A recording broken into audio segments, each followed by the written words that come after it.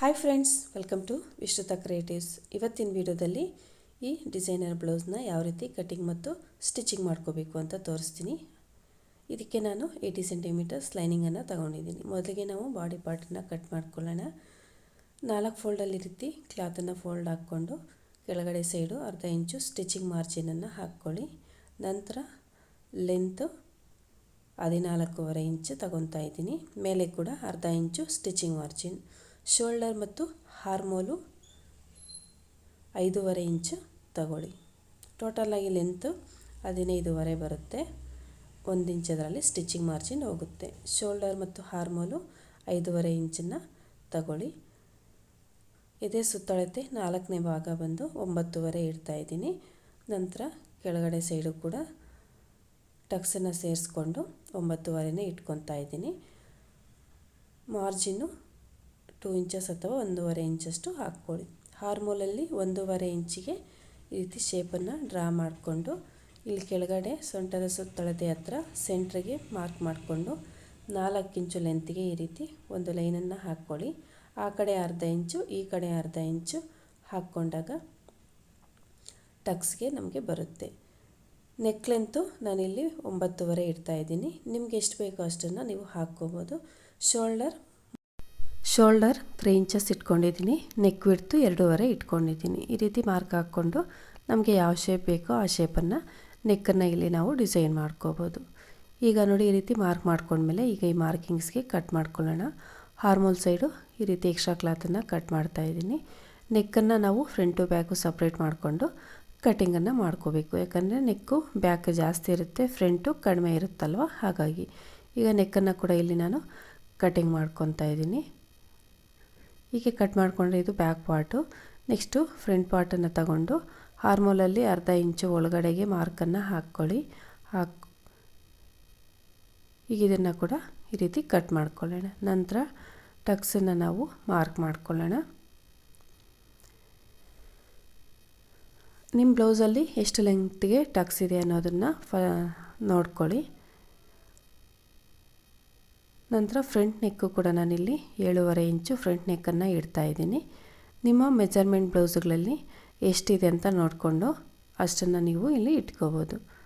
ನಂತರ ಮೇಲೆ ನಾನು 12.5ಗೆ ಈ ರೀತಿ ಮಾರ್ಕನ್ನು ಹಾಕ್ಕೊತಾ ಇದ್ದೀನಿ. ಈ ಕಡೆಯಿಂದ 4 ಇಂಚಿಗೆ ಮಾರ್ಕ್ ಹಾಕ್ಕೊಂಡು ಟಕ್ಸ್ ಪಾಯಿಂಟ್ಗೆ ಆ ಕಡೆ 1 ಇಂಚು, ಈ ಕಡೆ 1 ಇಂಚು ರೀತಿ ಹಾಕ್ಕೊಂಡು ಸ್ಟ್ರೈಟಾಗಿ ಲೈನನ್ನು ಜಾಯಿನ್ ಮಾಡ್ಕೊತಾ ಇದ್ದೀನಿ. ಹಾರ್ಮೋಲ್ ಕಡೆಯಿಂದ 3.5 ಇಂಚಿಗೆ ಈ ರೀತಿ ಮಾರ್ಕ್ ಹಾಕ್ಕೊಂಡು ನಾವು ಪ್ರಿನ್ಸಸ್ ಕಟ್ಗೆ ಯಾವ ರೀತಿ ಮಾರ್ಕ್ ಹಾಕ್ತೀವೋ ಆ ರೀತಿ ನಾನಿಲ್ಲಿ ಮಾರ್ಕನ್ನು ಹಾಕ್ಕೊತಾ ಇದ್ದೀನಿ. ಈಗ ಮಾರ್ಕಿಂಗ್ಸ್ಗೆ ಕರೆಕ್ಟಾಗಿ ನಾನು ಈ ರೀತಿ ಕಟಿಂಗನ್ನು ಮಾಡ್ಕೊತಾ ಇದ್ದೀನಿ. ಈ ರೀತಿ ಕಟ್ ಮಾಡ್ಕೊಂಡ್ಮೇಲೆ ನೆಕ್ಸ್ಟ್ ನಾವು ಸ್ಲೀವ್ಸನ್ನು ಕಟ್ ಮಾಡ್ಕೊಳ್ಳೋಣ. ಸ್ಲೀವ್ಸ್ಗೂ ಕೂಡ ಫಸ್ಟ್ ಅರ್ಧ ಇಂಚು ಸ್ಟಿಚಿಂಗ್ ಮಾರ್ಜಿನ್ ಹಾಕ್ಕೊಂಡು ಸ್ಲೀವ್ಸ್ ಲೆಂತು 8 ಇಂಚ್ ಹಾಕ್ಕೊತಾ ಇದ್ದೀನಿ. ಡೌನಿಂಗು 3 ಇಂಚಸ್ ತಗೊಂಡು ಲೆಂತ್ ಹಾರ್ಮೋಲ್ ಲೆಂತ್ ಬಂದುಬಿಟ್ಟು 7.5 ಇಂಚ್ ಹಾಕ್ಕೊತಾ ಇದ್ದೀನಿ. ಎಕ್ಸ್ಟ್ರಾ ಮಾರ್ಜಿನ್ ನೀವು ಬ್ಲೌಸ್ಗೆ ಎಷ್ಟು ಹಾಕ್ಕೊಂಡಿದ್ದೀರೋ ಅಷ್ಟನ್ನು ಹಾಕ್ಕೊಳ್ಳಿ. ಸ್ಲೀವ್ಸ್ ಲೂಸು 5.5 ಹಾಕ್ಕೊಂಡು ಈ ರೀತಿ ಹಾರ್ಮೋಲಲ್ಲಿ ಶೇಪನ್ನು ಡ್ರಾ ಮಾಡಿಕೊಂಡ್ರೆ ಸ್ಲೀವ್ಸು ಕೂಡ ರೆಡಿ ಆಗುತ್ತೆ. ಈಗ ಇದನ್ನು ಕೂಡ ಈ ರೀತಿ ಮಾರ್ಕಿಂಗ್ಸ್ಗೆ ಕರೆಕ್ಟಾಗಿ ಕಟಿಂಗನ್ನು ಮಾಡ್ಕೊಳ್ಳೋಣ. ಹೀಗೆ ಕಟ್ ಮಾಡ್ಕೊಂಡ್ಮೇಲೆ ಈಗ ಇದಕ್ಕೆ ನಾವು ಮೇನ್ ಕ್ಲಾತನ್ನು ಕಟ್ ಮಾಡ್ಕೊಳ್ಳೋಣ. ಮೇನ್ ಕ್ಲಾತನ್ನು ಕಟ್ ಮಾಡ್ಕೊಳ್ಳೋವಾಗ ಫಸ್ಟು ನಾನು ಸ್ಲೀವ್ಸನ್ನು ಕಟ್ ಮಾಡ್ಕೊತಾ ಇದ್ದೀನಿ. ಸ್ಲೀವ್ಸನ್ನ ಈ ರೀತಿ ಕಟ್ ಮಾಡ್ಕೊಂಡಾದ್ಮೇಲೆ ನೆಕ್ಸ್ಟು ಬಾಡಿ ಪಾರ್ಟನ್ನು ಕೂಡ ಸೇಮ್ ಇದೇ ರೀತಿಯೇ ಫೋಲ್ಡನ್ನು ನೀಟಾಗಿ ಹಾಕ್ಕೊಂಡು ಸ್ವಲ್ಪ ಎಕ್ಸ್ಟ್ರಾ ಕ್ಲಾತನ್ನೇ ಬಿಟ್ಟು ಈ ರೀತಿ ಫ್ರಂಟ್ ಪಾರ್ಟು ಮತ್ತು ಬ್ಯಾಕ್ ಪಾರ್ಟ್ ಎರಡನ್ನೂ ಕೂಡ ಈ ರೀತಿ ಕಟಿಂಗನ್ನು ಮಾಡ್ಕೊಳ್ಳಿ. ಸ್ವಲ್ಪ ಎಕ್ಸ್ಟ್ರಾ ಕ್ಲಾತನ್ನೇ ಬಿಟ್ಟು ಕಟ್ ಮಾಡ್ಕೊಳ್ಳಿ. ಹೊಸದಾಗಿ ಕಲಿತಾ ಇರೋರಾದರೆ ಕಂಪಲ್ಸರಿ ಈ ರೀತಿ ಎಕ್ಸ್ಟ್ರಾ ಕ್ಲಾತನ್ನು ಬಿಟ್ಟು ಕಟಿಂಗನ್ನು ಮಾಡ್ಕೊಳ್ಳಿ. ಈಗ ಇದನ್ನು ಯಾವ ರೀತಿ ನಾವು ಸ್ಟಿಚಿಂಗ್ ಮಾಡ್ಕೋಬೇಕು ಅನ್ನೋದನ್ನು ಕೂಡ ನಾನು ತೋರಿಸ್ತೀನಿ. ಈಗ ಇದನ್ನು ನಾವು ಬ್ಯಾಕ್ ಪಾರ್ಟು ಫಸ್ಟಿಗೆ ಸ್ಟಿಚ್ ಮಾಡ್ಕೊಳ್ಳೋಣ. ಬ್ಯಾಕ್ ಪಾರ್ಟನ್ನು ಈ ರೀತಿ ತಗೊಂಡು ಮೇನ್ ಕ್ಲಾತನ್ನು ರೈಟ್ ಸೈಡ್ಗೆ ನಾನು ಈ ರೀತಿ ಜೋಡಿಸ್ಕೊತಾ ಇದ್ದೀನಿ. ಲೈನಿಂಗನ್ನು ನೀಟಾಗಿ ಈ ರೀತಿ ಜೋಡಿಸ್ಕೊಂಡು ಫಸ್ಟ್ ನಾವು ನೆಕ್ಕನ್ನು ಸ್ಟಿಚ್ ಮಾಡ್ಕೊಳ್ಳೋಣ. ನೆಕ್ಕನ್ನು ಅರ್ಧ ಇಂಚು ಸ್ಟಿಚಿಂಗ್ ಮಾರ್ಜಿನನ್ನು ಬಿಟ್ಟು ಈ ರೀತಿ ನೆಕ್ಕನ್ನು ಸ್ಟಿಚ್ ಮಾಡ್ಕೊಳ್ಳಿ. ಕಂಪಲ್ಸರಿ ಅರ್ಧ ಇಂಚು ಸ್ಟಿಚಿಂಗ್ ಮಾರ್ಜಿನ್ ಅನ್ನೋದು ನಾವಿಲ್ಲಿ ಬಿಟ್ಟು ನೆಕ್ಕನ್ನು ಫಸ್ಟು ಸ್ಟಿಚ್ ಮಾಡ್ಕೋಬೇಕು. ಈ ರೀತಿ ಸ್ಟಿಚ್ ಮಾಡ್ಕೊಂಡ್ಮೇಲೆ ನೆಕ್ಸ್ಟ್ ಕೆಳಗಡೆ ಸೈಡು ಕೂಡ ಅರ್ಧ ಇಂಚು ಸ್ಟಿಚಿಂಗ್ ಮಾರ್ಜಿನ್ ಬಿಟ್ಟು ಸ್ಟ್ರೈಟಾಗಿ ಒಂದು ಸ್ಟಿಚ್ಚನ್ನು ಹಾಕ್ಕೊಳ್ಳಿ.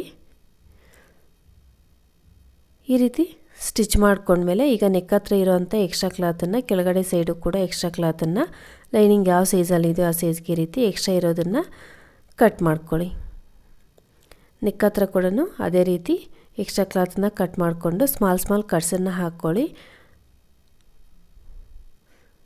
ಹೀಗೆ ಕಟ್ ಮಾಡ್ಕೊಂಡ್ಮೇಲೆ ಇಲ್ಲಿಗೆ ಅಲ್ಲಲ್ಲಿ ಈ ರೀತಿ ಸ್ಮಾಲ್ ಕಟ್ಸನ್ನು ಹಾಕ್ಕೋಬೇಕು. ಈ ರೀತಿ ಕಟ್ಸನ್ನು ಹಾಕ್ಕೊಂಡು ಈಗ ಇದನ್ನು ನಾವು ಬ್ಯಾಕ್ ಸೈಡ್ಗೆ ಟರ್ನ್ ಮಾಡಿಕೊಂಡು ಈಗ ಅದರ ಮೇಲೆ ಮತ್ತೆ ನಾವು ಸ್ಟಿಚ್ಚನ್ನು ಹಾಕ್ಕೊಳ್ಳೋಣ. ನೀಟಾಗಿ ಓಪನ್ ಮಾಡಿಕೊಂಡು ಈಗ ಅದರ ಮೇಲೇ ಎಡ್ಜ್ಗೆ ಒಂದು ಸ್ಟಿಚ್ಚನ್ನು ಹಾಕ್ಕೊಳ್ತಾ ಬಂದುಬಿಡೋಣ. ಈ ರೀತಿ ಫಸ್ಟ್ ನಾನು ನೆಕ್ಕನ್ನು ಸ್ಟಿಚ್ ಮಾಡ್ಕೊತಾ ಇದ್ದೀನಿ. ಸ್ಟಿಚ್ಚು ಎಡ್ಜ್ಗೆ ಹಾಕ್ಕೊಳ್ತಾ ಬನ್ನಿ, ಫಿನಿಶಿಂಗು ನೀಟಾಗಿ ಕಾಣಿಸುತ್ತೆ. ಈ ರೀತಿ ಸ್ಟಿಚ್ಚನ್ನು ಹಾಕ್ಕೊಳ್ಳಿ. ಫಸ್ಟು ನಾನು ನೆಕ್ಕನ್ನು ಸ್ಟಿಚ್ ಮಾಡ್ಕೊಂಡ್ಮೇಲೆ ನೆಕ್ಸ್ಟು ಕೆಳಗಡೆ ಸೈಡನ್ನು ಹಾಗೇ ಸ್ಟಿಚ್ ಮಾಡ್ಕೊಳ್ಳೋಣ.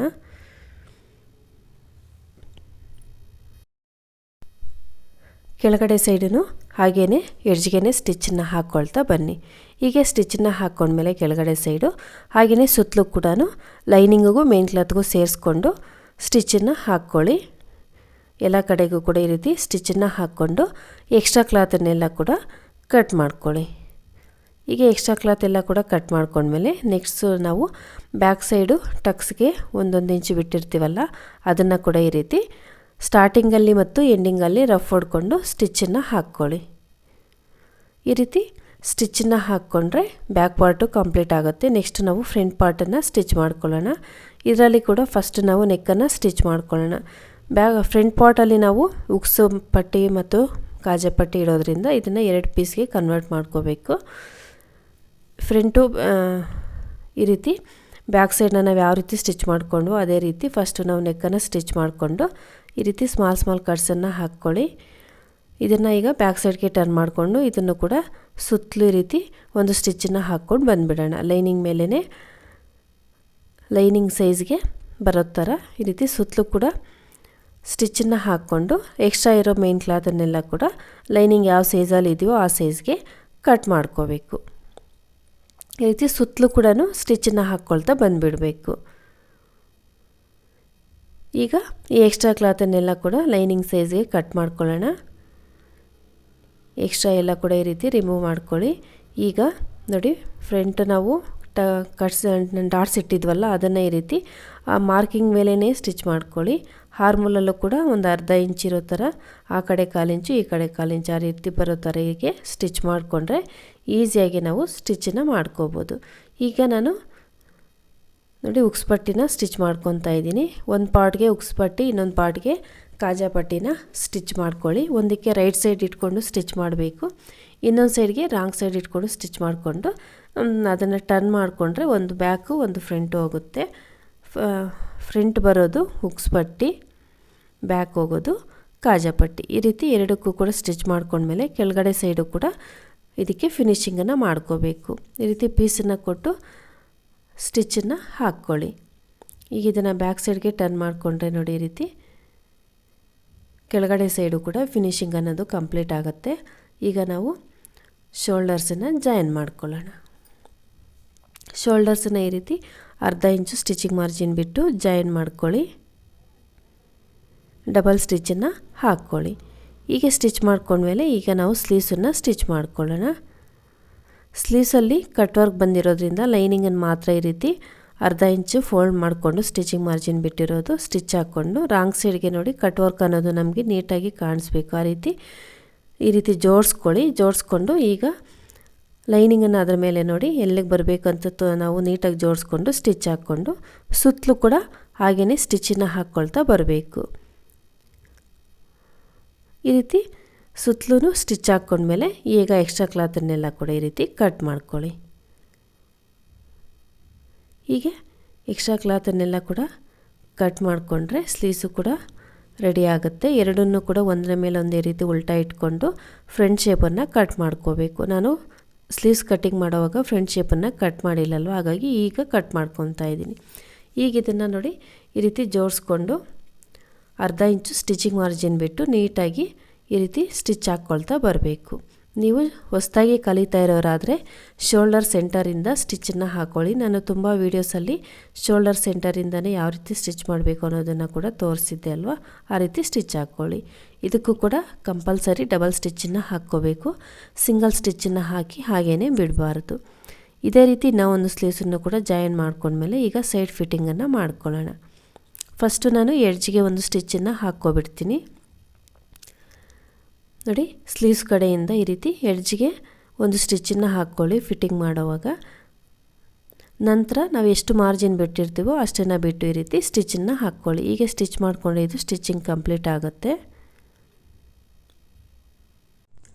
ಓಕೆ ಫ್ರೆಂಡ್ಸ್, ಈ ವಿಡಿಯೋ ನಿಮ್ಗೆ ಇಷ್ಟ ಆದರೆ ಪ್ಲೀಸ್ ಲೈಕ್ ಮಾಡಿ, ಶೇರ್ ಮಾಡಿ, ಹಾಗೂ ಯಾರಾದರೂ ನನ್ನ ಚಾನಲ್ನ ಹೊಸದಾಗಿ ನೋಡ್ತಾ ಇದ್ದರೆ ಸಬ್ಸ್ಕ್ರೈಬ್ ಮಾಡ್ಕೊಂಡು ನೋಡಿ. ನೆಕ್ಸ್ಟ್ ವಿಡಿಯೋದಲ್ಲಿ ನಾನು ಮತ್ತೆ ಸಿಗ್ತೀನಿ. ಅಲ್ಲಿವರೆಗೂ ಬಾಯ್.